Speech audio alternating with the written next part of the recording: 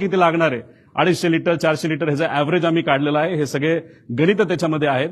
त्याच्यामध्ये आपण जर बघितलं तर मुंबईवरनं हे विमान जात असताना फुल टँक हे भरले होते, म्हणजे ते पूर्ण विमानचे जे पंखे असतात त्या पंख्यामध्ये जो टँक असतो तो फुल भरला होता।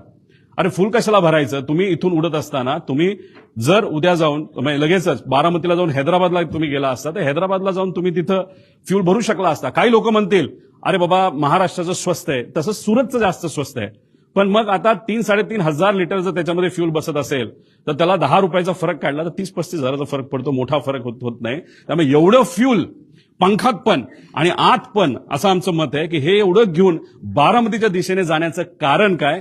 आणि जे मी पायलटच्या बाबतीत बोललो होतो की मुद्दामूनच कदाचित त्याचा वापर करून पायलटचा वापर करून हा घातपात झाला असावा आणि त्या घातपातामध्ये फ्यूल जास्त असलं की मोठा स्फोट होईल हे कुठेतरी शंका लोकांच्या मनामध्ये आमच्या मनामध्ये ती कुठेतरी खरी ठरताना आपण सर्वजण बघू शकतो। हा तसा या ईमेल प्रमाणे फ्लाईट प्लॅन आहे, पण आम्हाला जे कळालंय तसा ऑफिशियली त्यांनी डीजीसीएला सांगितलं नव्हतं त्यांचा फ्लाईट प्लॅन काय, कारण त्याच्यामध्ये विषय एवढाच आहे की ते परत पुण्याला तर ते लँड करू शकत नाही, की पर्यायी एअरपोर्ट द्यावं लागतं।